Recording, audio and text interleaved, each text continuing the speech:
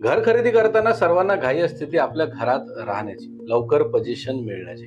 पण या दोन्ही गोष्टी डिपेंड असतात की तुमचा बजेट किती आहे आणि कोणत्या लोकेशनमध्ये तुम्ही घर घेताय.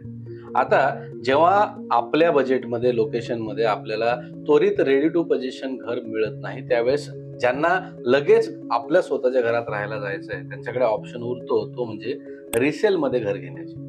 आता नवीन जेव्हा आपण घर घेतो, नवीन प्रोजेक्टमध्ये जेव्हा आपण घर घेतो, त्यावेळेस नवीन प्रोजेक्ट कोणता आहे, कुठे आहे आणि कोणत्या डेव्हलपरचा आहे हे बघणं महत्त्वाचं असतं. पण जेव्हा आपण रिसेलमध्ये घर घेतो, त्यावेळेस कोणती कोऑपरेटिव्ह सोसायटी आहे, ऑनर्स असोसिएशनची आहे का, सरकारद्वारे निर्मित केलेलं विकास प्राधिकरणाची आहे की खाजगी बंगला, खाजगी घर आहे, या सगळ्या गोष्टी बघणं एवढंच महत्त्वाचं असतं. आजच्या व्हिडिओमध्ये आपण जाणून घेणार आहोत की जर तुम्ही रिसेलमध्ये एखादं घर घेताय, एखादी प्रॉपर्टी घेताय, तर कोणत्या गोष्टीची काळजी घ्यायची असते आणि कोणत्या गोष्टी तपासायच्या असतात, कोणते डॉक्युमेंट्स तपासायचे असतात. जर चॅनलवर तुम्ही नवीन असाल आणि चॅनलला सबस्क्राईब केलं नसाल तर चॅनलला नक्की सबस्क्राईब करा. लोकांपर्यंत हा व्हिडिओ नक्की पोहोचवा. माझं नाव आहे जय नाईक आणि आपण बघत आहात विराट प्रॉपर्टीज.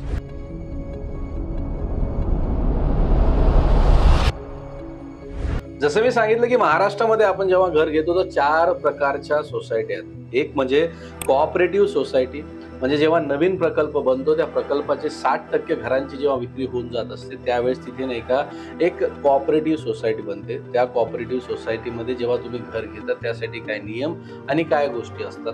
दुसरं आहे ऑनर्स असोसिएशन. तिसरं आहे सरकारद्वारे निर्मित केलेले विकास प्राधिकरण, जसं महाराष्ट्रामध्ये म्हाडा आणि सिडको आहे. आणि चौथं वैयक्तिक कोणाचा बंगला किंवा घर खरेदी करणे. या चारही प्रकारामध्ये जेव्हा आपण घर खरेदी करतो त्यावेळेस कोणत्या कोणत्या गोष्टीची काळजी घ्यायची एक एक करून जाणूया. पहिले आहे कोऑपरेटिव्ह सोसायटी. आता जेव्हा आपण कोऑपरेटिव्ह सोसायटीमध्ये रिसेलमध्ये मालमत्ता किंवा घर खरेदी करायला जात आहे, सर्वात पहिले तुम्हाला ही गोष्ट तपासायची की कोऑपरेटिव्ह सोसायटीचं कामकाज हे सुरळीत आहे की नाही. ज्या कोऑपरेटिव्ह सोसायटीचे म्हणजे त्या सोसायटीचे चेअरमॅन, सेक्रेटरी हे कसे आहेत, काय हे आजूबाजूला तुम्ही तपासणी करून घ्या. काय असतं की महाराष्ट्रामध्ये घराघरात राजकारण आहे असं म्हणतात. कोऑपरेटिव्ह सोसायटीमध्ये सुद्धा ती गोष्ट बघायला आपल्याला मिळते. जे कोऑपरेटिव्ह सोसायटी मधले सदस्य असतात त्यांच्या आपसामध्ये मतभेद असतात, त्यांच्या आपसामध्ये राजकारण चालतात आणि विनाकारण त्या गोष्टीचा भूर्दंड राहणाऱ्या रहिवाशांना मिळतो. काही काही चेअरमॅन आणि जे सेक्रेटरी असतात ते स्वतःला बादशाह समजतात, त्या पद्धतीने ते वावरतात, वागतात. काही लोकांना मुद्दामून हेतूने त्रास देतात. तर अशा वेळेस त्या सोसायटीचे चेअरमॅन कोण आहे, सेक्रेटरी कोण आहे, सदस्य कसे आहेत, त्यांचे मध्ये मतभेद आहे किंवा नाही, ही गोष्ट तुम्हाला बाहेरून कुठून तरी जाणून घ्यायची आहे जेव्हा तुम्ही एखाद्या कोऑपरेटिव्ह सोसायटीमध्ये घर घ्यायला जाताय. आता दुसरं म्हणजे त्या कोऑपरेटिव्ह सोसायटीमध्ये जेव्हा तुम्ही स्वतःचं रिसेलमध्ये घर घ्यायला जाताय तर त्या सोसायटीचे चार्जेस किती आहेत हे जाणून घ्या. विचारून घ्या सोसायटीला की ती मालमत्ता माझ्या नावे करण्यासाठी मला सोसायटीला किती चार्जेस भरावे लागतील. कारण जेव्हा आपण घर घेतो तेव्हा सोसायटीचे पर्टिक्युलर अलग अलग चार्जेस असतात. अशा प्रकारचे चार्जेस तुम्हाला भरून ती मालमत्ता स्वतःच्या नावी करता येईल. तिसरं म्हणजे सोसायटीमध्ये जेव्हा तुम्ही घर घेताय आणि जुन्या मालकाच्या नावावर सोसायटीमध्ये किती थकबाकी आहे हे सोसायटीला विचारणा करा. असं जर बघायला गेलं तर जेव्हा तुम्ही घर घेता जोपर्यंत जुना मालक सोसायटीचं पूर्ण थकबाकी भरत नाही तोपर्यंत नो ड्यू सर्टिफिकेट म्हणजे ना हरकत प्रमाणपत्र ते सोसायटी जाहीर करत नाही. त्यामुळे ते घर जो आहे तुमच्या नावे पूर्णपणे होऊ शकत नाही. तर दुसरं म्हणजे ऑनर्स असोसिएशन. जेव्हा तुम्ही नवीन सदनिकामध्ये किंवा नवीन प्रकल्पामध्ये घर खरेदी करता आणि त्या प्रकल्पाचे 60% घरांची जेव्हा विक्री होऊन जात असते त्यावेळेस तिथे नाही का 4 महिन्याच्या आतमध्ये ऑनर्स असोसिएशनची संघटना स्थापन करावी लागते. अशा प्रकारची ऑनर्स असोसिएशन महाराष्ट्रामध्ये आहे. आणि जेव्हा अशा प्रकल्पामध्ये तुम्ही रिसेलमध्ये घर खरेदी करता यावेळेस सेम जसं कोऑपरेटिव्ह सोसायटीचं कामकाज, सदस्य, अध्यक्ष, चेअरमॅन यांचं काम, यांचा स्वभाव हे कसं आहे हे तुम्ही माहिती करून घेता, त्याच पद्धतीने ऑनर्स असोसिएशनमध्ये सुद्धा ह्या सगळ्या गोष्टीची माहिती तुम्हाला घेऊन घ्यायची. तिसरं आहे सरकार निर्मित विकास प्राधिकरण, जसं महाराष्ट्रामध्ये म्हाडा आणि सिडको आहे. आता म्हाडा आणि सिडको मध्ये तुम्ही रिसेलमध्ये जेव्हा घर घ्यायला जाताय तेव्हा जास्त करून काळजी घ्यायची असते. सगळ्या गोष्टी व्यवस्थित तपासायच्या असतात. कारण महाराष्ट्रामध्ये स्पेशली मी खूप जवळून बघितले, खूप लोकांची फसवणूक होते जेव्हा म्हाडा आणि सिडकोचे ते घर घेतात.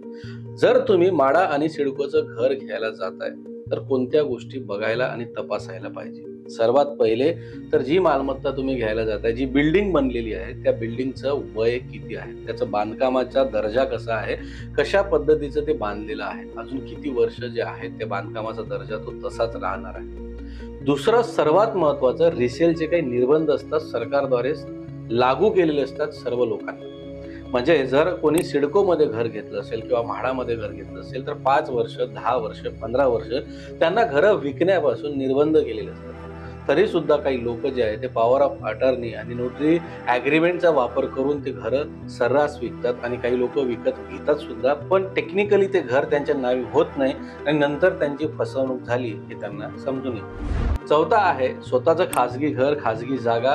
अशा वेळेस जेव्हा तुम्ही खाजगी घर, खाजगी जागा घ्यायला जाता तर सेम तो जो घर तुम्ही घेता, एखादा बंगला असेल किंवा काय असेल, त्या बांधकामाचं वय तुम्ही निश्चित बघायला पाहिजे, त्याचा दर्जा जो आहे तो निश्चित बघायला पाहिजे. ज्या जमिनीवरती तो बंगला बांधला गेलाय ती जमीन कुठल्याही कायदेशीररित्या जे आहे प्रॉब्लेम मध्ये आहे किंवा नाही, त्यावरती कुठले लिटिगेशन आहे किंवा नाही, कुठलं वादविवाद कोर्टात सुरू आहे किंवा नाही, त्याचा सातबारा असेल किंवा काही, या सगळ्या गोष्टी तुम्हाला व्यवस्थित तपासूनच बघितल्या पाहिजे. सगळे डॉक्युमेंटेशन जे आहे ते प्रॉपर तपासूनच घेतलं गेलं पाहिजे. दुसरं म्हणजे स्वतःचं घर आणि जागा असेल तर त्यावर निश्चितच कोणी ना कोणी मॉर्गेज करून लोन केलेलं असतं. रिसेलमध्ये कुठल्याही फ्लॅट घेत असताना किंवा अशी स्वतःची जागेवरती जमीन घेत असताना त्यावरती पूर्वीच्या मालकांनी कुठलं कर्ज घेतलं आहे की नाही, या सगळ्या गोष्टी तुम्ही तपासल्या पाहिजे. कर्ज किती आहे, किती वर्षासाठीचं आहे, ज्या प्रकारात व्यवहार होतोय त्या प्रकारात त्यांचा तो कर्ज फिटल्या जाणार आहे किंवा नाही, या सगळ्या गोष्टीची तंतोतंत काळजी बारकाईने या सगळ्या गोष्टी तपासून बघूनच तुम्ही तो रिसेलची मालमत्ता घ्यायला पाहिजे. आता महत्वाचं म्हणजे आपण हे बघितलं की रिसेलमध्ये मालमत्ता घेत असताना ह्या 4 गोष्टी यामध्ये घ्यावयाच्या कोणत्या काळजी आहेत, कोणत्या गोष्टी आपण तपासल्या पाहिजे. पण सोबतच जेव्हा आता आपण घर घ्यायचं ठरवलंच आहे आणि व्यवहार करतोय, घर घेतोय, तर प्रत्येक 4ही सोसायटी वाईज जे आहेत कोणकोणते डॉक्युमेंट्स आपण तपासले पाहिजे, कोणकोणते डॉक्युमेंट्स आपल्याला असले पाहिजे, हे एक एक करून जाणून घेऊ. पहिले बघूया कोऑपरेटिव्ह सोसायटीमध्ये जेव्हा तुम्ही घर घेता तर इथे कोणकोणते डॉक्युमेंट्स तुम्ही तपासले पाहिजे पूर्वीच्या मालकाचे, जे तुमच्या नावाने आता हस्तांतरित होणार आहे. पहिलं म्हणजे सोसायटीने जारी केलेलं शेअर सर्टिफिकेट. हा अतिशय महत्वाचा कागद असतो जो विक्रेत्याची ओळख सिद्ध करतो. त्यामध्ये मागील सर्व मालकांची नावं असावी. दुसरं म्हणजे इमारतीतल्या मजल्याची संख्या, बांधकामाचं वर्ष, सदनिकेचा बिल्टअप एरिया आणि इमारतीतल्या लिफ्टची संख्या इत्यादी तपशील देणाऱ्या सोसायटीचा एक पत्र. ही गोष्ट तुम्ही तपासली पाहिजे. सोसायटीचं कुठलंही थकबाकी नसलेलं प्रमाणपत्र म्हणजे नो ड्यूज सर्टिफिकेट. सहकारी गृहनिर्माण संस्थेच्या बाबतीत सोसायटीची एनओसी, यात नमूद केलं जातं की विक्रेत्याकडे कुठल्याही प्रकारची थकबाकी नाही आणि त्यांनी सोसायटीच्या सर्व नियमांचं पालन केलं आहे. चौथं म्हणजे सरकारी कर भरवण्याची ताजी पावती, करंट टॅक्स पावती. तर हे कोऑपरेटिव्ह सोसायटीमध्ये जेव्हा तुम्ही घर घेताय तर अशा प्रकारचे डॉक्युमेंट्स, कागदपत्र तुम्ही तपासली पाहिजे. त्यानंतर अपार्टमेंट ओनर्स असोसिएशनच्या घरासाठी आवश्यक कोणती कागदपत्र आहेत, तर पहिली असोसिएशनच्या इनकॉर्पोरेशन सर्टिफिकेटची प्रत, म्हणजे केव्हा हे इनकॉर्पोरेट झाली आहे, कोणत्या वर्षी झाली आहे. दुसरं म्हणजे मालमत्ता नोंदणी कार्डची प्रत, व्यवसाय प्रमाणपत्राची प्रत आणि नोंदणी शुल्क भरण्याची पावती. या 4 गोष्टी तुम्ही ओनर्स असोसिएशनच्या माध्यमातून जेव्हा रिसेलमध्ये मालमत्ता खरेदी करताय तर ह्या तपासल्या पाहिजे. त्यानंतर विकास प्राधिकरण, या पद्धतीचे घर जेव्हा तुम्ही रिसेलमध्ये घेताय त्यावेळेस कोणत्या गोष्टी, कोणते कागदपत्र तपासले पाहिजे. सर्वात पहिले तर तुम्ही जेव्हा म्हाडा आणि सिडकोमध्ये घर घेताय, वाटप पत्र म्हणजे अलॉटमेंट लेटर त्या व्यक्तीच्या नावाने सिडको आणि म्हाडाने अलॉट केलंय की नाही. त्यानंतर डिमांड लेटर, मागणी पत्र, पजेशन लेटर, ताबापत्र, वीज आणि पाणीचा न हरकत प्रमाणपत्र, वस्ती फ्रीहोल्ड मध्ये असल्यास कन्व्हिन्स डीड आणि युटिलिटीज बिल म्हणजे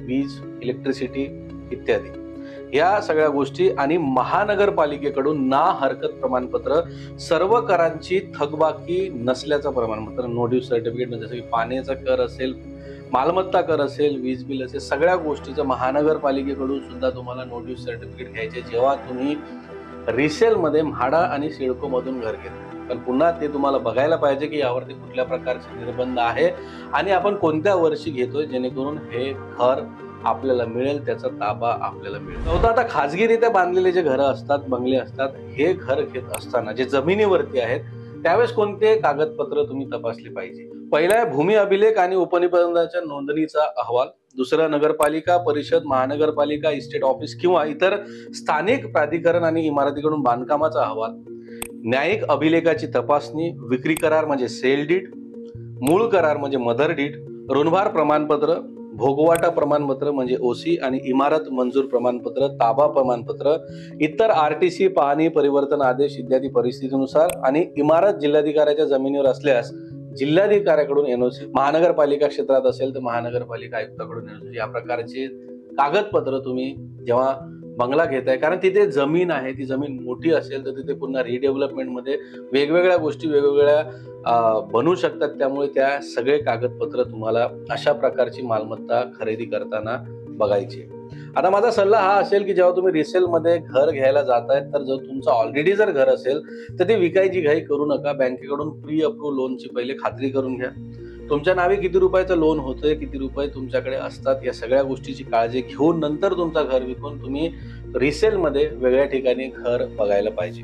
तर अपेक्षा करतो जी माहिती मी तुम्हाला दिली ती समजली असेल. गरजू लोकांपर्यंत हा व्हिडिओ तुम्ही नक्की पाठवाल. तुमचे काही प्रश्न शंका असेल तर मला कमेंट बॉक्समध्ये नक्की सांगा. मी वेळ मिळाल्यास सर्वांना उत्तर देतो आहे. ऑलरेडी चॅनलला सबस्क्राईब केलं या कॉन्फिडन्स सोबत आज मी आपली रजा घेतोय. भेटूया नक्की पुढच्या व्हिडिओमध्ये. तोपर्यंत आपली काळजी घ्या. धन्यवाद.